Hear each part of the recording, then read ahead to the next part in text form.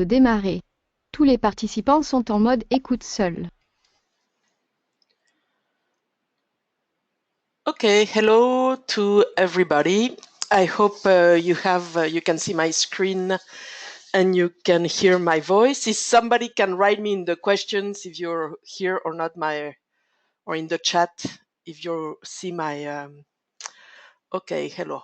It seems okay. It seems that everything is okay. Okay, thank you. So I was asked to do this webinar on laterality, but I wasn't sure about what the how do you say, what the difficulties are for you concerning laterality. And so what I decided is to make a little review on what laterality is quite fast, also on how to do it and so on. And then I think the best would be if you can ask me questions to see, so I can answer the questions you may have on the laterality test, since it was the purpose of this webinar. And I think it'd be better like that if you can ask your own questions. So I'm going to start first with my little presentation that is not very long. So I hope that will clarify maybe some things. And then I will open the microphone so you can ask your questions, or you can write your questions down on the questions part on the side of your screen. And then at the end of my presentation, I would read your questions so I can answer them. So we're gonna start. Okay, it's working. So we're gonna talk about auditory laterality, which contains two parts that are complementary and interdependent. There's what we call the laterality of perception, that is from the exterior and that we perceive through air conduction. So how we integrate the information that's coming in from the exterior. And then there's the laterality of production, that it's from the interior and it's through bone conduction and proprioception. Okay, how we perceive ourselves when we make sounds, when we speak, and so on. So the laterality of perception and of production has three functions, which is cognitive and linguistic, an affective emotional function, and another function which is also very important, which is the one of cortical arousal energization, using the voice or our of the others or our own voice. I just say a few little words on the cortical arousal because I think it's something that we maybe sometimes don't take much into account when we do the program. It's that the whole Tomatis method, when Tomatis started working, he started working with professional singers, and he used the voice of the singers to modify their ear. Okay, and he realized that by making sing the singers, he was able to see where the difficulties were, and using filters and so on, he was able to modify the ear of the singers. But everything was done using the voice of the singer. And that's why one of the reasons also Tomatis always asks his clients to read out loud during the breaks. Okay, and one function of I would say the basic program of the F program, the first programs that we use in Tomatis, and that give us the possibility to work on the whole frequencies. So we're going to work with musics in general that cover all the frequencies that go from, let's say, 125 to 16,000, is also to prepare the ear to be able to integrate all the frequencies that we can perceive from our own voice through bone and the proprioception, or through air conduction.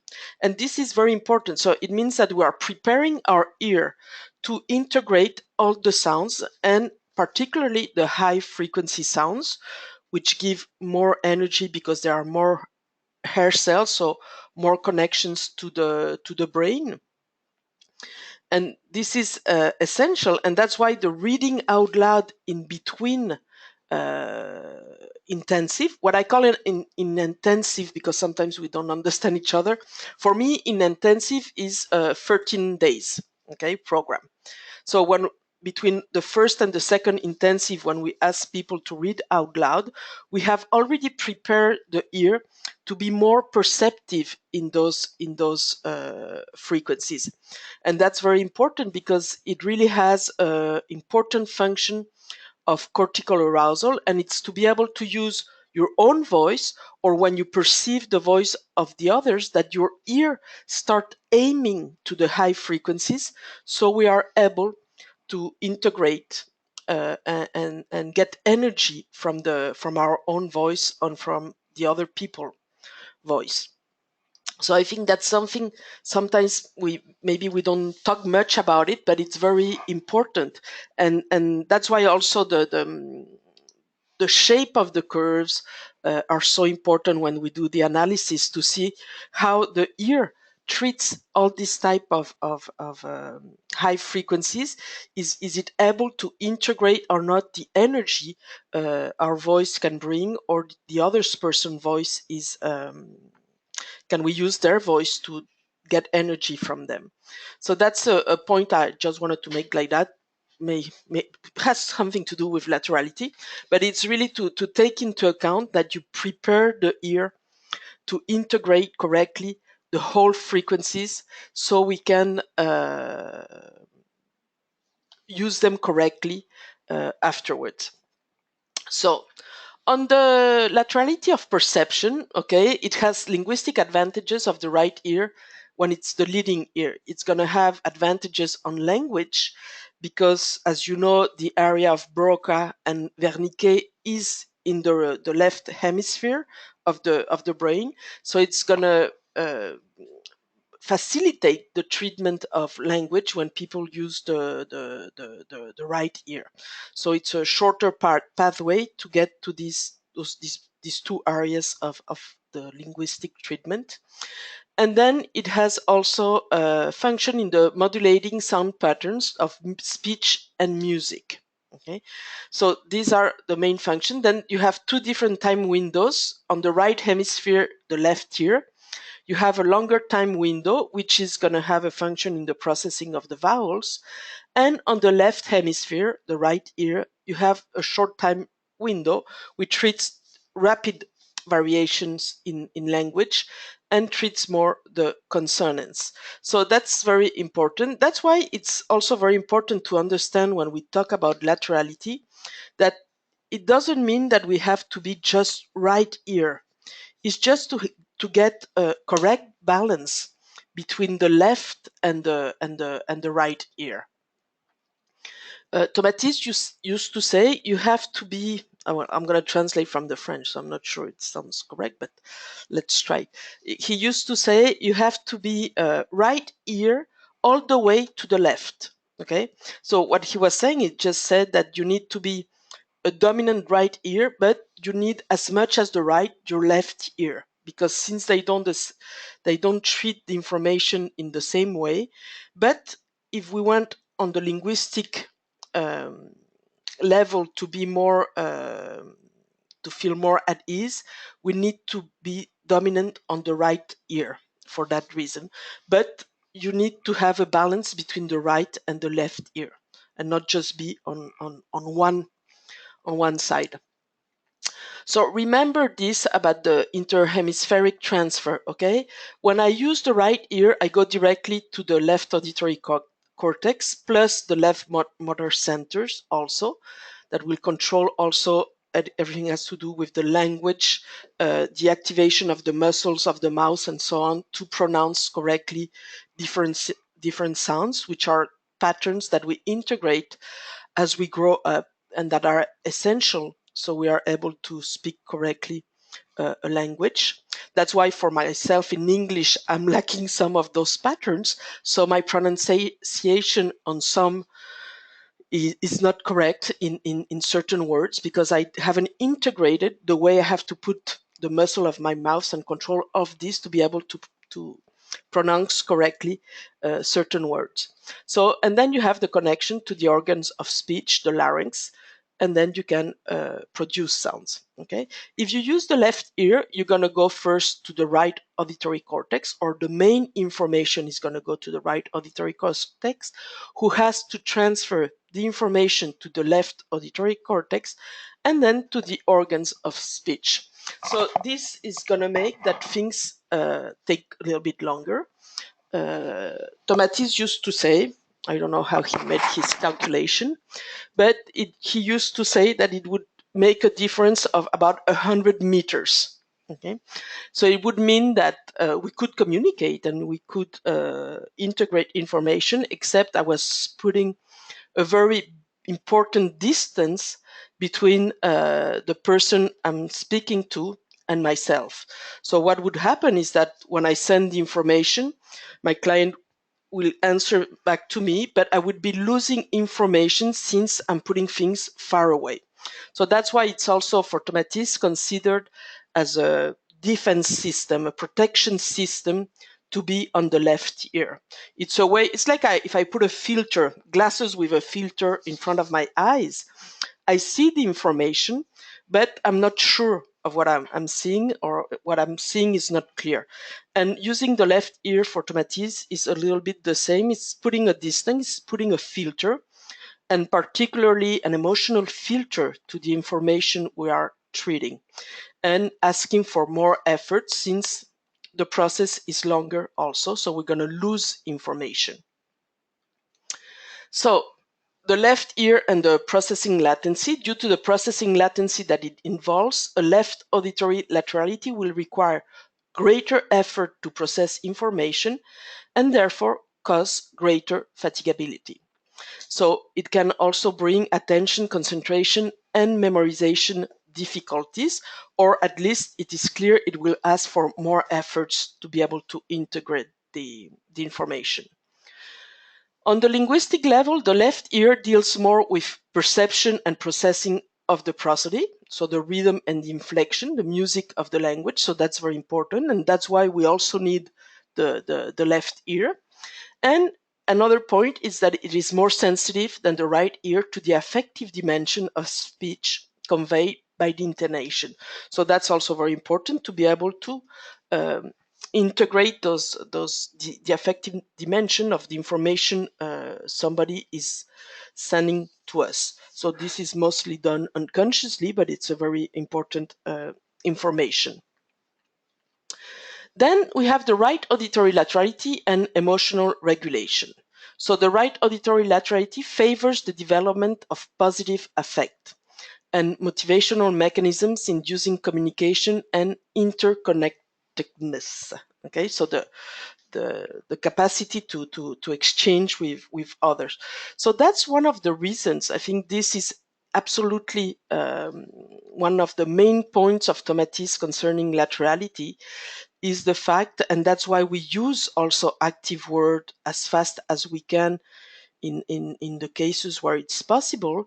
It's because it's going to give us the possibility to get positive affect, so have a person who be more able to obtain changes and move itself, and also to go into communication. And that's why laterality is important when we have people who are left auditory, who have a left auditory laterality, and there are more stuck into the past. And that's why we need to lateralize them to try to pull them out of the past and into the future. Okay, so if we can say things like that. So we also get a better stress management when we are on the right hemisphere. We're going less on the right ear, sorry, left hemisphere. So going less to the right hemisphere, which we can say is more emotional, even if it's not its only function. There's the emergence of social commitment and the awakening of resilience. So that's very important because resilience is essential for people to be able to move how you say that into the future, and to be able to pass through the difficulties they've been going through. On the left, auditory laterality and emotional regulation. The excessive left auditory laterality favors development of negative affect and motivational mechanisms inducing distance. So that's why it's a measure which is also interesting when we do the extraction or the resistance, is to see how far, I was going to say, the person is into negative effect or lacking motivation. It gives you an information at that level. If I have a person with, on the extraction results, very low results, I don't know, around 5, 4, it means that the person is really stuck into the past. There's a very important withdrawal of the person, and it's going to be much harder to make the person move. So it gives you an indication, even if we could be interesting to study it more precisely, of the number of intensive that will be needed to make that person move. Okay, or if the person is in negative affect constantly, depending on the negative effects, but it's going to take much more energy to get the person to move. So that's a very interesting point with the results of extraction. Resistance results is a little different, but we will see a little bit forward. So the person with left auditory laterality are more into withdrawal, brooding, lack of initiative, and emotional stagnation. Okay, they are stuck into the past and they kind of look behind. Okay, they cannot go to the future. They are always saying that, always, a lot of them say that the past was much better, that before it was better, and so on and so on. Or people who are completely into stuck into their problematics and there's no resilience. So they're not able to move forward. They're stuck. Okay, so that's why it's so important to try to move them progressively. And that's why laterality has to be done very progressively, because it's also, if I am in the past, it's because I have difficulties. It's in a certain manner a defense system. So you cannot just lateralize the person because it just says that you have to lateralize it. You have to take into account that it's a very important step that has to be done progressively, so we don't aggress the person. So on cortical energy, okay, when processing a complex sound, the right ear takes charge of the high frequencies components of the message more easily. So that's why it's also important to be more dominant of the right ear, because remember that you have more hair cells that treat medium and high frequencies until a certain level, until 6,000. Up to 6,000, you can get a lot of energy. So that's why the right dominance is also important. And that's why also, even if you don't lateralize, the fact that in the Tomatis method, we work more with high frequency sounds, or we with just with the gating, where we increase more on the high frequencies and decrease the low frequencies when we are in channel 2, we are working in a certain way on laterality and on cortical arousal. So the auditory lateralization also boosts cortical arousal, even if it's already done, since the right ear treats more, or the left hemisphere treats more, the higher frequencies. So about production, the auditory laterality and production. So the laterality of the audiovocal loop, meaning the laterality of self-listening, is an important indicator of how well a person masters his or her own voice. So this is mainly done through bone conduction and through proprioception. Right auditory laterality ensures better control of the voice, as well as improved body image. That's why it's important that the person is globally lateralized on the air conduction, bone conduction, and proprioception, more to the right side. But as I said earlier, without forgetting the left side. So if I have left auditory laterality in production, what's going to happen? I'm establishing a distance from myself, from oneself. Okay. I have a flat and monotonous voice. Okay. Lack of energy and expression. My voice will be a source of fatigue and also anxiety. I will slow down in my speech fluency. When I'll speak, I will have a punctuation hesitation, like that when I speak in English. You see how I do it. There's also inhibition. Okay, the person, since it's more into their own world, they're less into communication. So that's very important, and that's one of the reasons also that we work on laterality as fast as we can, if we can say that in the Tomatis method. And like I said earlier, left ear dominance is for Tomatis very important, is establishing a distance from oneself. It's a little bit like when you have if we do a parallel with the listening test, when you have the air curve that stays well positioned and your bone curve that is much lower than the air curve. Instead of having a difference of around 10 decibels like it should be, you have a difference of 20, 30 decibels between air and bone, the bone being much lower than the air. What the person is doing is the same on the body level, on the bone conduction, is the person is establishing a distance from oneself. It's exactly the same process. If on top of it has a left auditory laterality in production, we know that the person is really putting a very big distance. So there's probably, generally it's due to very sensitive persons that need to protect themselves, so they kind of cut themselves from oneself, okay, and put a very big distance. So it's a little bit the same process between the difference between the air and bone and the left laterality, auditory laterality. It's a kind of similar defense systems. So we get several forms of auditory laterality, like we saw through air conduction, and that's in perception when we are listening to others, through bone conduction, and through proprioceptive sensations when we are in production. Okay, and being truly lateralized for Tomatis is using the right side for these three aspects. So through air, through bone, through proprioceptions. Okay, so it's the same thing. So here we have the different pathways. So you see here we have the air pathway, which is gonna go when when I speak and my own voice is perceived through air, or when I perceive the voice of the other person. Then you have the bone pathway through the vibration of the larynx, and then you have the tendon muscles pathways also, who's going to bring also information in function of the movements of all the muscles and also of the larynx.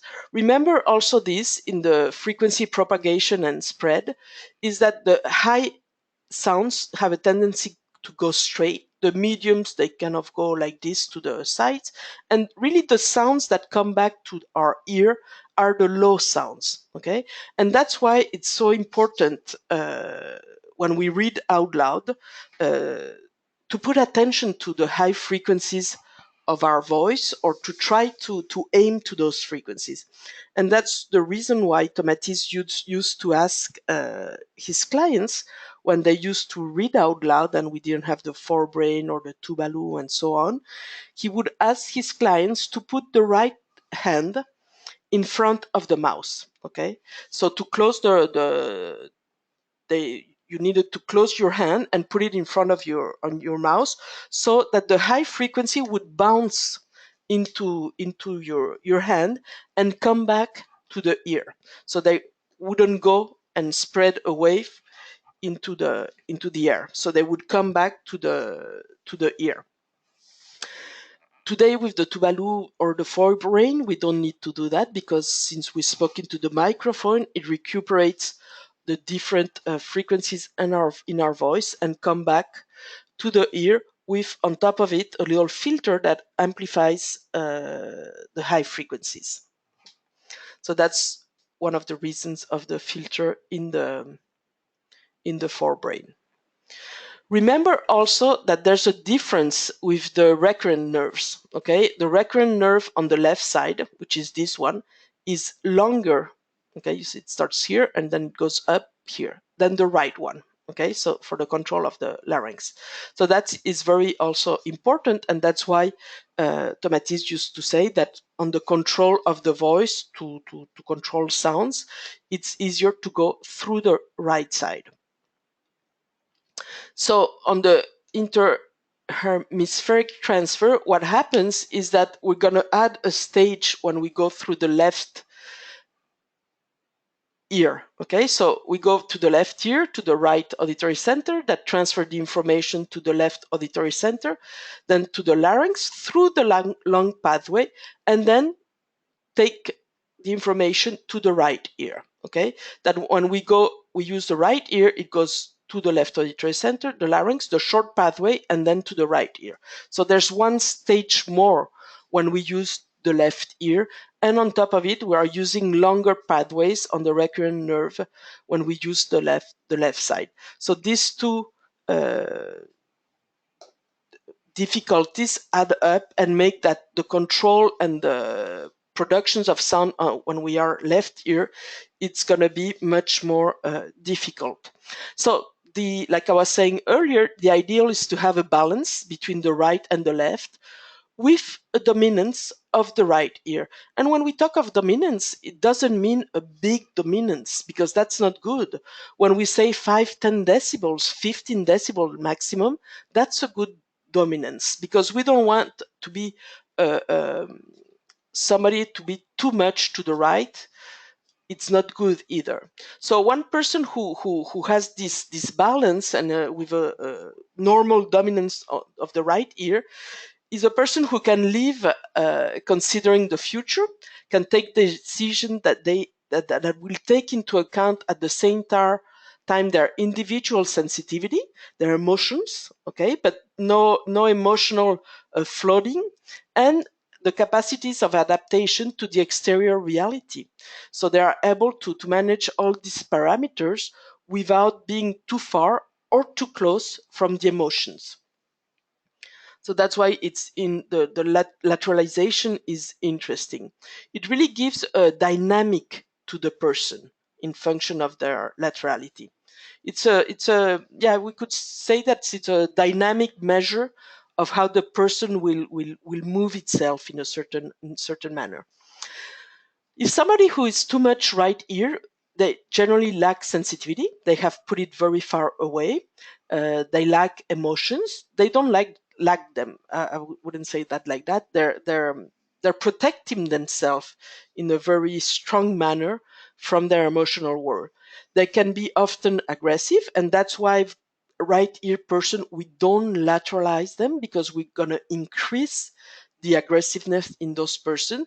Or when you have children who have a lot of tantrums, who are aggressive, who don't want to do things, who are in the no stage, who are also how do you say, opposing themselves and so on. It's better to wait a little bit before lateralizing. So if so like that, you don't increase that. That sometimes I see on the Google groups that there are reaction of these types. And if you look sometimes at the programs, you will realize that the person is being lateralized and it's reacting to it. So it's a normal process. Maybe lateralization was a little bit too early or too fast, and the person has difficulties adapting to it, even if it's necessary. So generally, they are too far from their emotional world, and it's generally for Tomatis, it's clearly a defense process.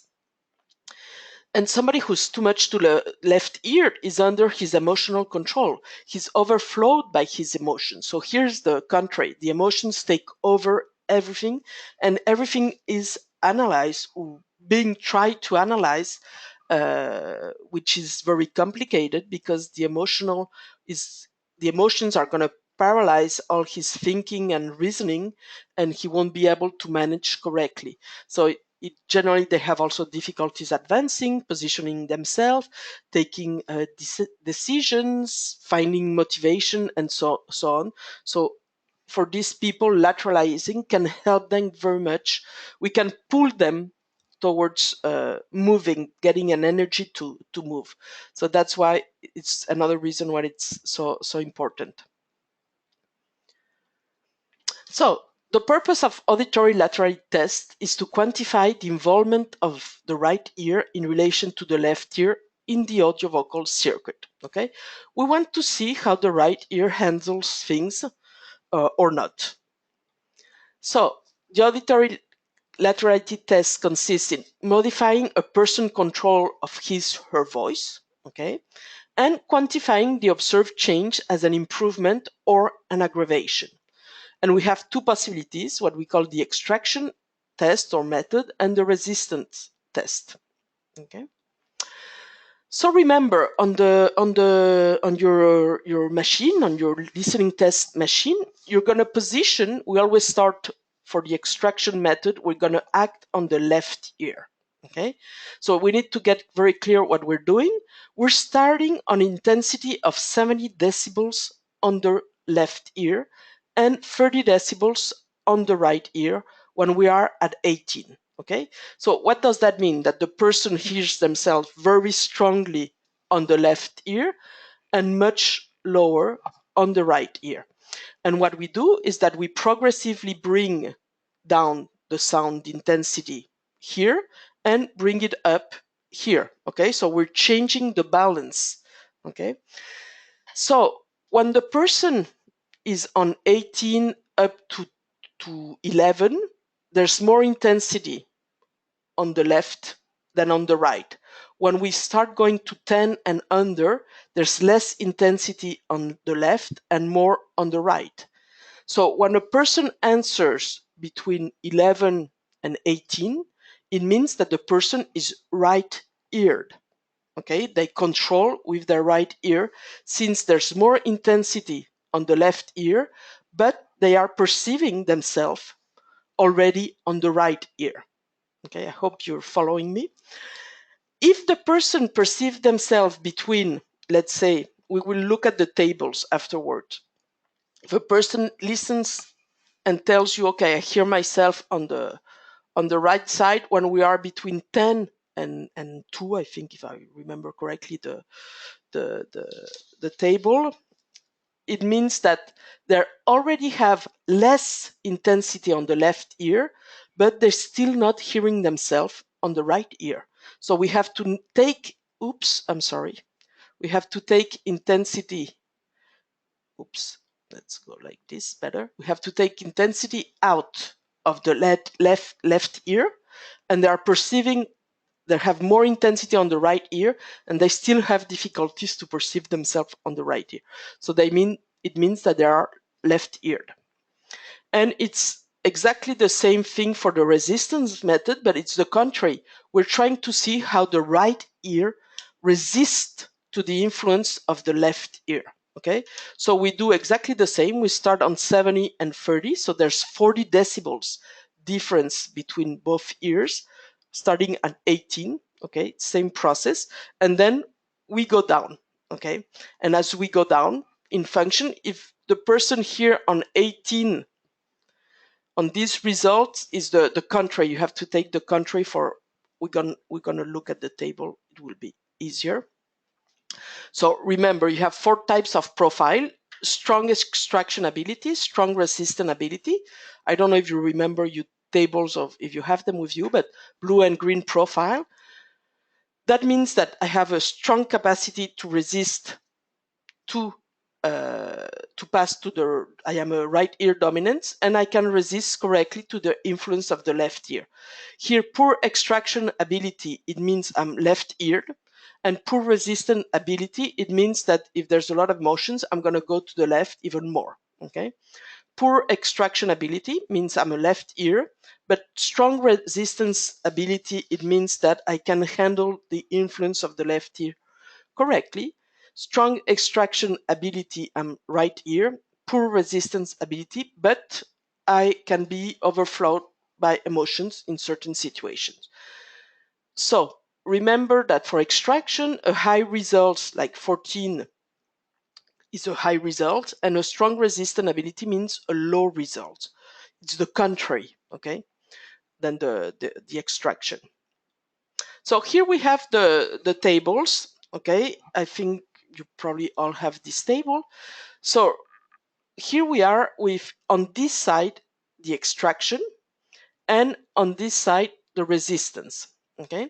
So let's start with extraction. Here, the extraction goes, the gray zone is the neutral zone, okay, which is not considered to be a good zone, if we can, a correct laterality zone.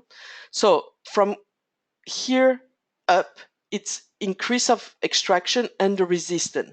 The results that are over here, okay, so from 11 to 18 or from 9 to 2 in resistance, means that you have a strong extraction or a strong resistance, okay. Too strong is not too good either on both sides, okay. And that's why if you look at the laterality, how much are we going to lateralize from 14 to 18 or from 6 to 2? We don't lateralize because the person is already too much on the right side, okay. So we don't lateralize. We start lateralizing a little bit at 13, 12, 11 to give a little more dominance to the right ear, even if here the person is already right-eared, okay?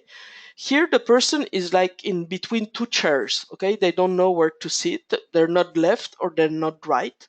And then as we go down, okay, here results on extraction on this side means that they are left ear dominant, and resistance means here that they're not they're very easily influenced by they cannot resist easily to the influence of the left ear, okay. Because you see here we started with the difference of 40 decibels. Remember, we have 70 decibels on the left ear for extraction and 30 decibels on the right ear. And as we go down, you see the difference of between 30 and 70, it's 40 decibel. As we go down, we bring the intensity down, okay. So when we are here at 11, we have 5 decibels more on the left ear.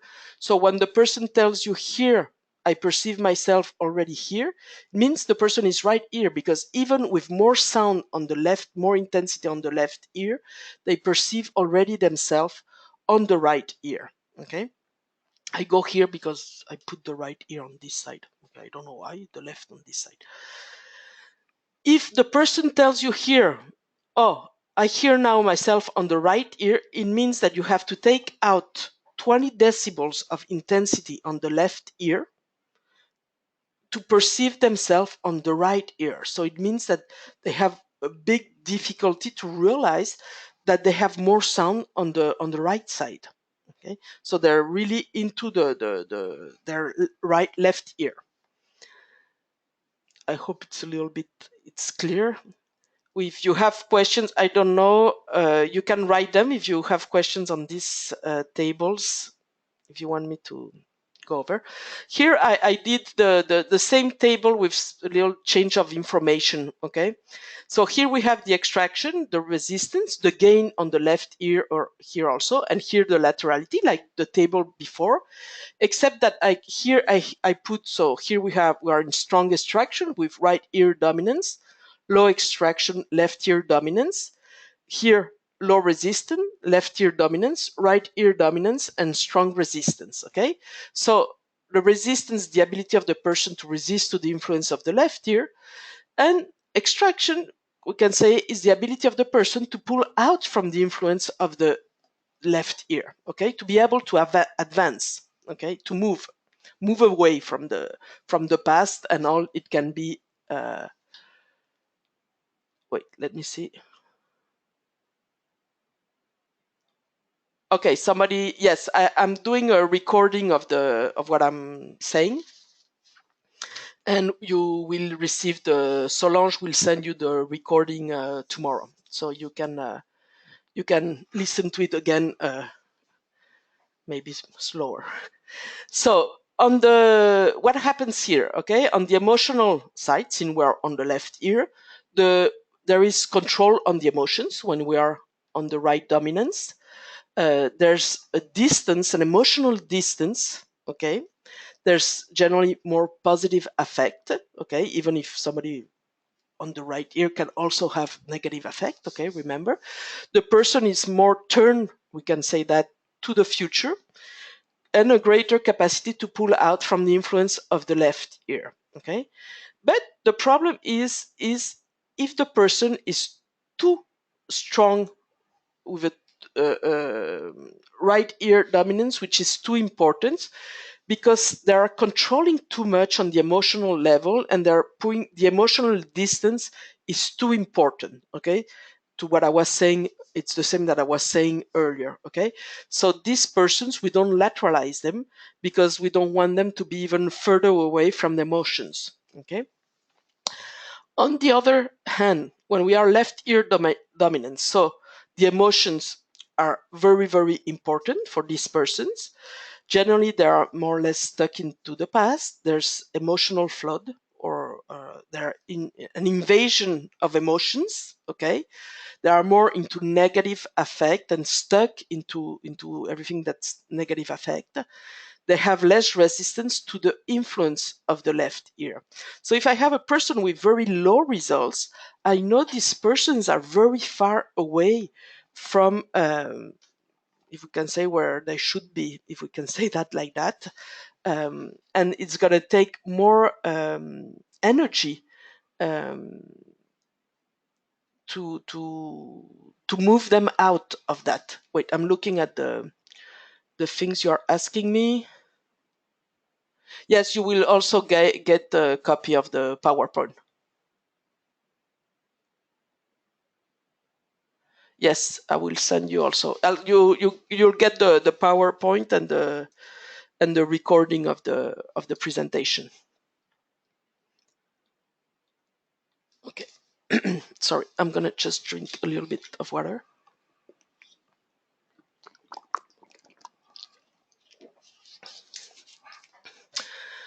Okay, if we look at the other side, we can say that when there's right ear dominance, the persons are more into thinking, let's say reasoning. Okay, they manage the emotions in a correct manner. There's a greater resistance to the influence of the left ear. But if they are too much into the reasoning, it's not good either, because there's no emotions either. Okay, so it's always like I was saying, that's why the balance between right and left is what's important. We don't want somebody to be lateralized on 15. That's not interesting. We want somebody to be lateralized around 11, 12, 13, these areas. So they have access to their emotions, but that the emotions don't take the control of things, that they're able to reason their emotions and manage what's happening around them without being overflowed by their emotions. And on if the left ear dominance and low resistance, there's less, not less reasoning. That's stupid to say that. It's more, yeah. There's an invasion of the emotions, so there's like happens on the other side. They will be less able to handle uh, and reason without being on their emotional side. Okay, so that's another little way of putting things with this table. You remember, you have two situations that each contain two types of profile: a situation of coherence, which is the blue-green or yellow-purple combination, okay, here and here, or here and here. So blue and green, so coherence in the with strong extraction and strong resistance, or here also yellow and purple with there's a coherence between low extraction and low resistance. Okay, the profiles are both on high or low. Okay, and then a situation of contradiction where you have the profiles that cross, where you can have a strong extraction and a low resistance, or a strong resistance and a low extraction.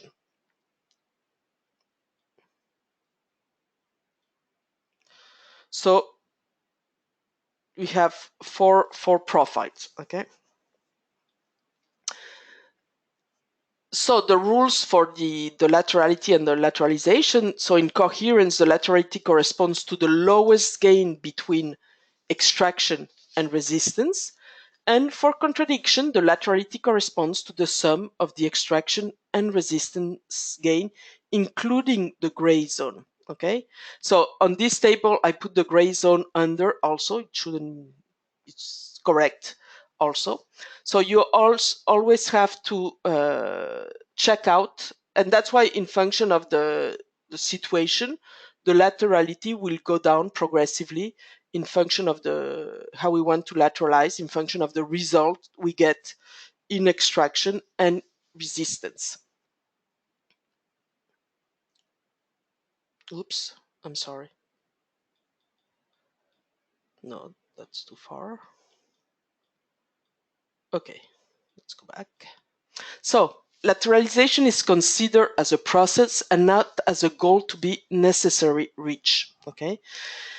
It must always be considered as a progressive process and not like an abrupt change of state between two different balance settings on the headphones. Remember what I was saying earlier, you can have reactions when you lateralize a person because you are forcing the person to integrate the information differently and to react to the information differently and look at things particularly in another manner. So it's gonna in a logical manner, there are going to be emotional reactions. There can be, as I was saying, aggressiveness, but there can be also people who say, I don't like this music, I don't like this session, I prefer the sessions before, because they're losing control of something when you lateralizing them, and in the meantime they don't feel comfortable until the laterality uh, that we are putting into place takes effect. Okay, so there's a passage where they can feel lost, they can feel themselves between two chairs, like I was saying, when you are lateralized on 10, and where you have difficulty to position and understand what's happening. So that's why lateralization is very important, but it's a process that has to be done progressively. So in ELMA or level 1 programs, lateralization, if deemed necessary, starts at the earliest from the second program.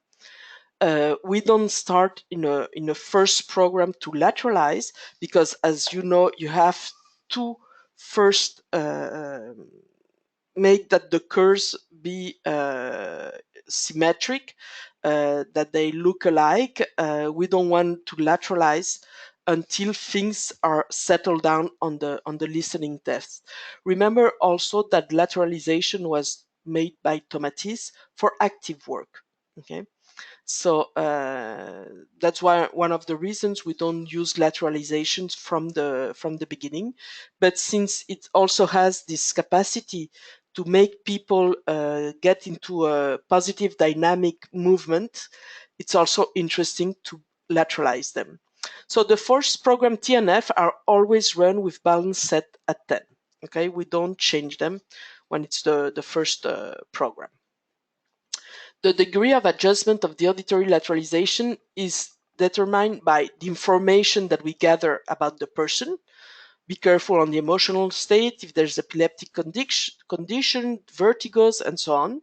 The balance between the right and left curves. You have to have curves which are balanced to lateralize, because you can increase the unbalance if you lateralize curves which are not balanced. And also take care of the number of spatialization errors, the air and bone conduction relation, and the air and bone conduction relation. There are too many spatialization errors, you won't lateralize. And in function also of the result of the laterality test. But it's not because the laterality test says that we have to lateralize that we lateralize. We have to look at the rest first. Also, so it's the synthesis of this information that will determine the approach to be taken. Therefore, the auditory laterality test result alone is not a sufficient condition to start lateralizing. Remember also what I was saying earlier about the aggressivity, the emotional state of your client. Okay, that's important. So in the criteria, remember that when there's epilepsy or convulsions, you don't lateralize. Vertigos, you don't lateralize. If the person is prone to anger and irritability, it's not okay to lateralize because you're gonna increase this type of reactions. If there's an imbalance in favor of the right ear on the curves, it's not okay to lateralize. If you have more than 50% or more errors of spatialization, that's not okay also. And if the ear curve overlaps the bone curve of 50% or more, it's not okay. We have to regulate first the curves, the ear and the bone curve before lateralizing. So all this, you know, it's things you have to take into account when you look at your listening test to decide if you lateralize or not. And remember, you establish 2 or 3 days levels. Sometimes we work on 3-day levels by degree of laterality. So we establish a 7-day plateau once you have reached the setting 7 of laterality, if the laterality is to be continued beyond the setting 7. Okay, so always go down progressively, and when we get to 7, we stop on 7. Okay, for example, this person, we have to go down to 5 because her laterality results and her problems tell us that we have to go to 5. We're going to do 2 days on 10, 2 days on 9, 2 days on 8, 2 days, and then we stay on 7 until the end of the first program. Oops. Oopla. Sorry.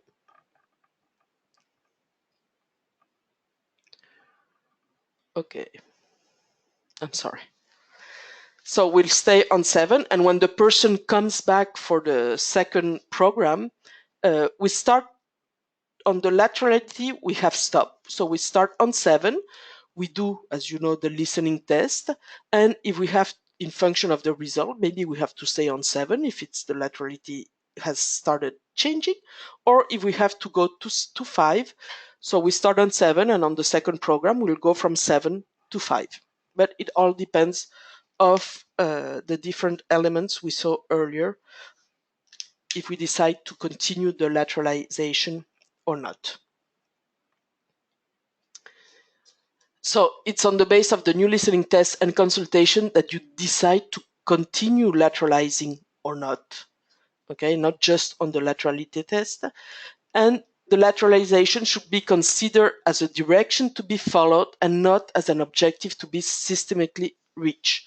And this direction depends on the changes that occur in the person, and it's subject to modification. Sometimes we reach lateralization very fast and we don't need anymore to lateralize, or we just stay on 7. Also take into account that even if we lateralize a person, especially, you have to, how can we say that? Yeah, take into account also what emotional situation is the person in. For example, you lateralize a person to 7, and she had started, I don't know, with a result at 6, let's say. And then when she comes back, her result is the same or even worse. Also try to figure out in your interview with your client if there's emotional stuff going on, important emotional stuff. When emotional difficulties take over, we can go very fast to our left side, okay? Because then the emotions are over, and so we won't handle things even if we are on the lateralized on the right side. We can lose the control of the right side. So you have to be conscious of that, and don't be surprised if sometimes your lateralization change. It may not change for long, but when you are in a very emotional situation, difficult situation, and that you are not able to handle some phenomena happening, you may go to the left ear. Okay, so it's a good reason to help the person to go back to their right ear. Also here we can also the listening work can help on the emotional to handle better the emotional situation. Sorry, I was drinking. And remember that the audiovocal work is a key component of the Tomatis method, and that's why also laterality is very important at this level, and that's why also Tomatis used the laterality when we started to work on the active work, even if we can work earlier. One thing for the persons, no, we're on level 2. Okay, so that's so remember that active, and that's why also the forebrain is very important. Has effects on the body, on the emotion, on the voice, on attention and memory, and on language. So that's why it's so important that the persons read out loud during the breaks, and then that they are able to do active work during their listening sessions, to activate all these processes that gonna give a dynamic to the person. That's why also adults need to go faster into active work. They're gonna get very fast bored of passive listening sometimes, because they are more into a dynamic situation in real life, and when you put them in passive listening, sometimes it's very hard for them. It's also the same sometimes difficulty for adolescents who don't understand what passive listening is all about, and even if it's sometimes necessary, but sometimes it's also interesting to push them into active work, even if they most of the time complain about it, but to push them into a dynamic situation.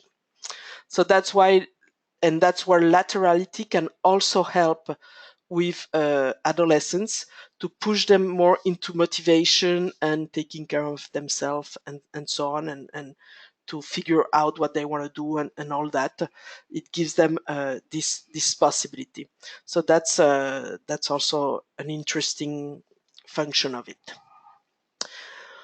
Okay, that was my little review on laterality.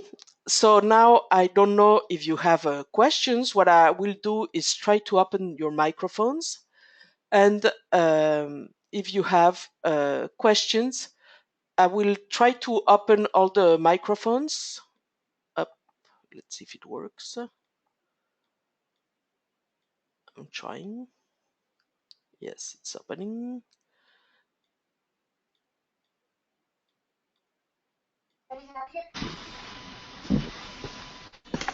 Okay.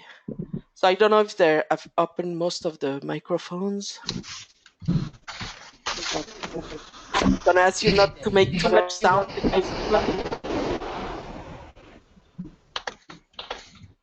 Okay, you all have your microphones open. So I don't know if somebody have questions.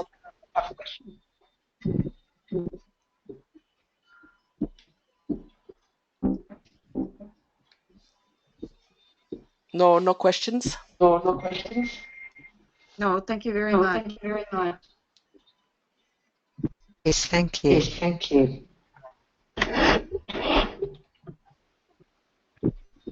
Okay. Will there be other online webinars? Are there? Yes, we can make other webinars. On laterality, you mean? Oh no, on any. Okay, if you like that we make some more webinars, if you have ideas of what you like to. Okay. I think one of the big ones is interpreting the listening test. Wait, I didn't hear. Can you?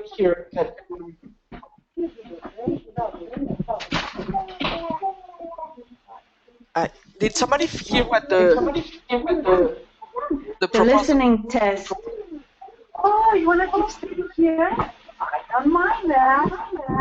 You know, somebody's waiting for you.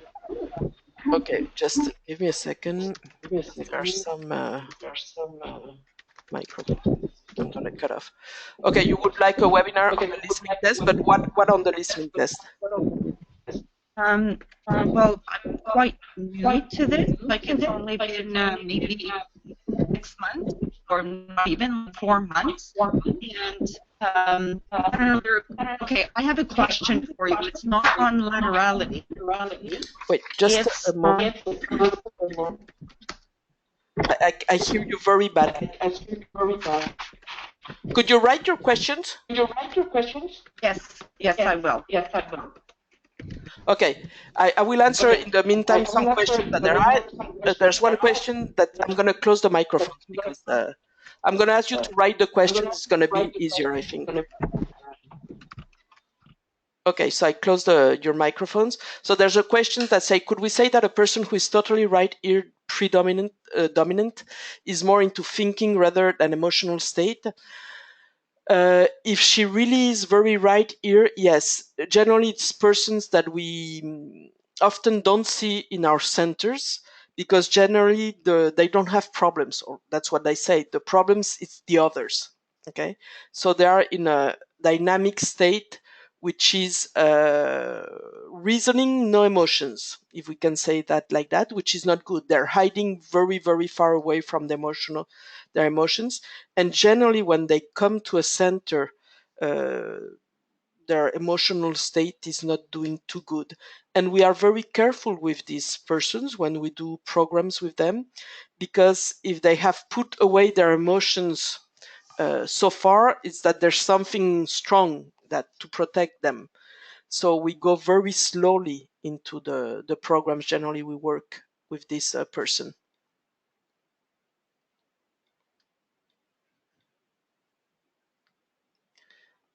Okay, we can have more of this session. The sound is very bad, yes. Okay, listening test. Yes, okay. I'm reading what...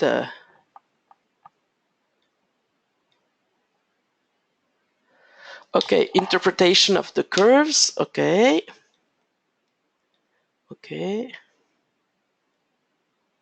Okay, can you explain the availability line on the listening test?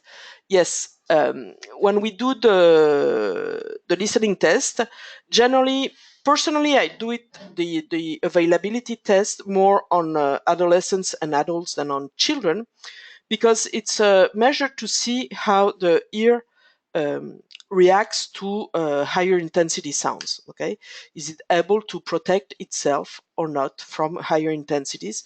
So generally, it's more questions with adults.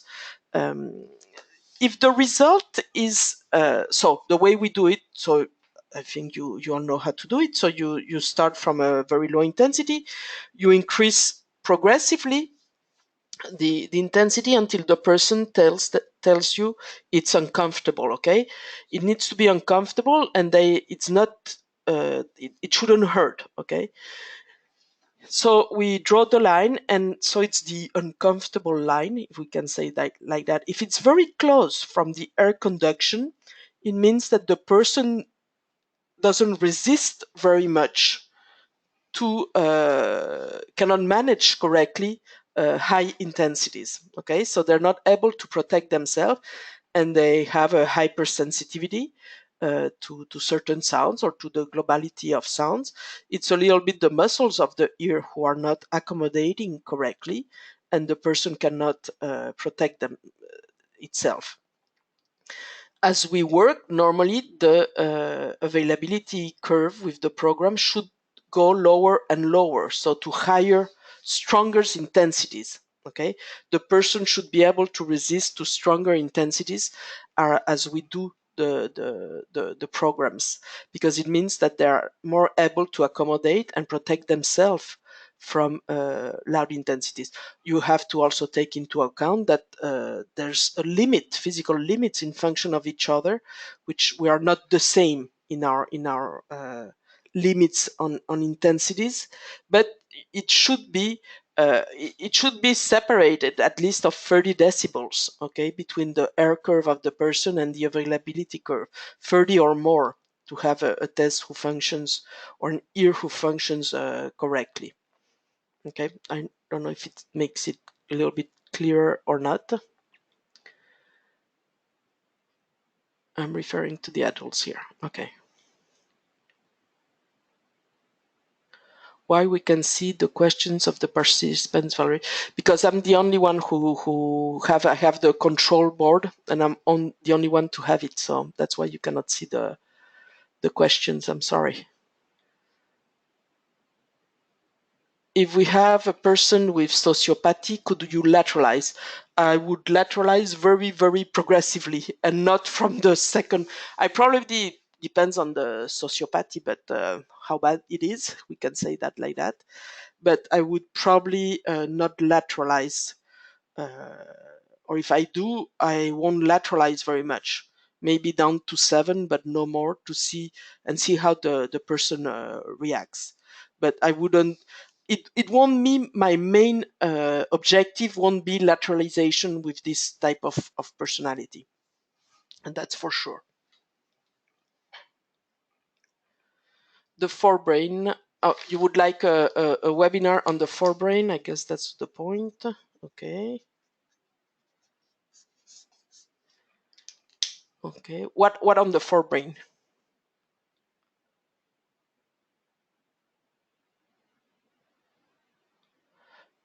Okay. Okay. So I write down that you would like maybe a webinar, not maybe, but that you would like a webinar on the listening test. Okay. What's interesting, or the best way to do a webinar on the listening test is more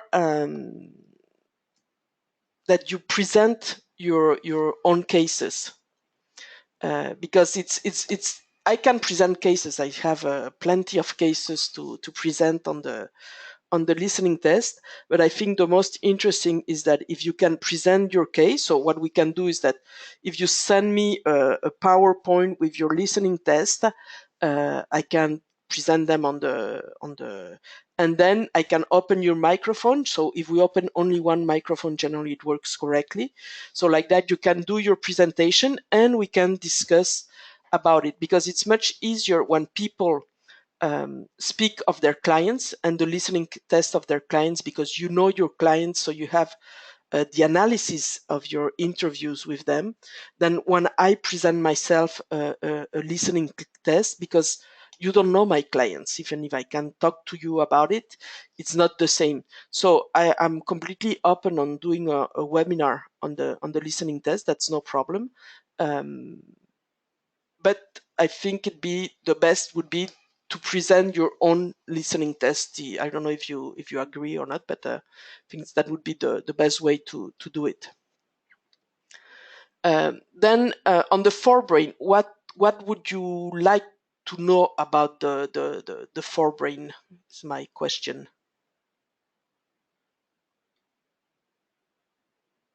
I don't know who wrote about the forebrain,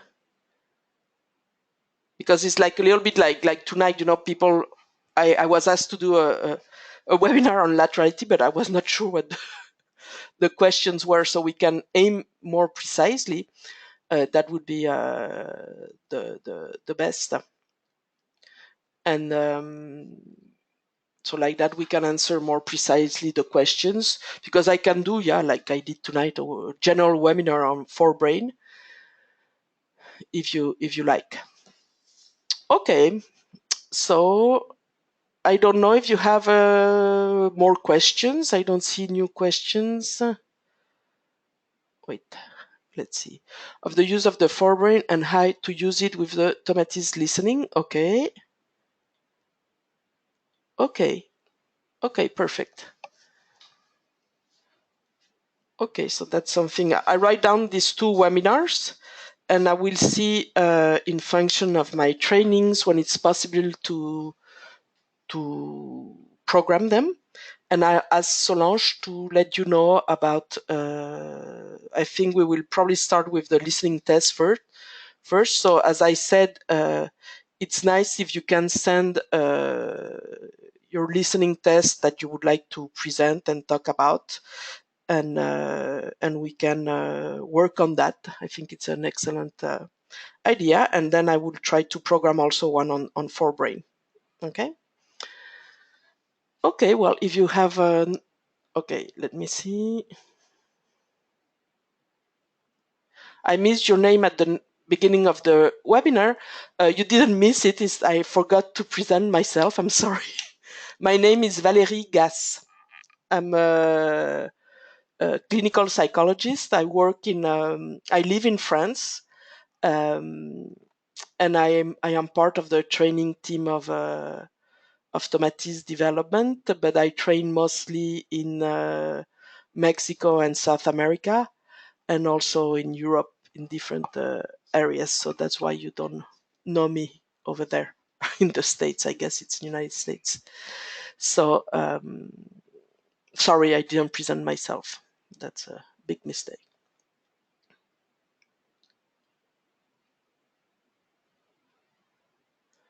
Okay.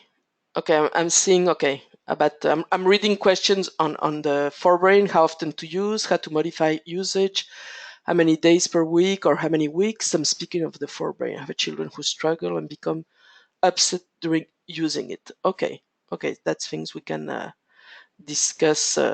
Depends, yeah, how old the difficulties. That's why it's also important when you use the forebrain. There's no obligation to read. Okay, you can also repeat words, repeat sentences. It can be more of a game than something to do. To force to do it. It's better to do short time than too long, and so on. So that's something, yeah, we can discuss about it. Okay, I don't see more questions. Okay, Lola. Okay. I'm checking if there's no. Okay, overall use. Well, a global. I will do a global webinar on forebrain. I think that would be, and then we'll see on more practical question as we do the webinar. Okay, well, that's. If I don't see no more questions, so I would end the webinar here. I hope it was helpful, and you will get the presentation and the recording of the presentation. Solange will send all this to you tomorrow. Well, thank you very much for your participation to this webinar, and we will see each other and talk to each other quite soon. Okay, and I'll prepare something for the listening test then. Thank you very much. Bye-bye.